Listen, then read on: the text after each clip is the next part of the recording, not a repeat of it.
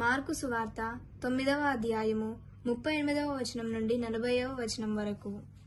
అంతట యోహాను యేసుతో, బోధకుడా, మనలను అనుసరింపని ఒకడు నీ పేరట దయ్యములను పారద్రోలుట మేము చూచి వానిని నిషేధించితిమి అని చెప్పెను.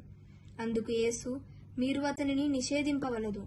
ఏలైనా నా పెరట అద్భుతములు చేయువాడు వెంటనే నన్ను గూర్చి దుష్ప్రచారము చేయజాలడు. మనకు విరోధి కానివాడు మన పక్షమున ఉండువాడు. ఇది క్రీస్తు సువిశేషము. క్రీస్తువా మీకు స్తుతి కలుగునుగాక. ప్రార్థన చేసుకుందాం. స్తుతి స్తుతం తండ్రి ప్రవ్వా, దయగల రాజా, మీకే వేలాది వందనాలు ప్రవ్వా. ఈ వాక్య పఠన ద్వారా మాతో మాట్లాడుతున్నందుకు మీకు వందనాలు ప్రవ్వా. ఈ సువార్త వినుచున్న వారందరికీ మంచి ఆరోగ్యాన్ని ప్రసాదించండి ప్రవ్వా. మా కుటుంబాలకు మీరు వేయించేయండి ప్రవ్వా. మాలో దైవ ప్రేమను నింపండి ప్రవ్వా. అలాగే ఎక్కడైతే 2-3 కూడి ఉంటారో వారి మధ్య నేను ఉంటానని సెలవిచ్చిన ప్రవ్వా, మాతో కూడా మీరున్నారని మేము నమ్ముచున్నాం ప్రవ్వా. అలాగే దేవుని యందు భయభక్తులు విశ్వాసముతో జీవించే అవకాశాన్ని మాకు దయచేయమని ఈ మనలన్నీ యేసు నామమున అడిగి వేడుకుంటున్నాం తండ్రి. ఆమేన్.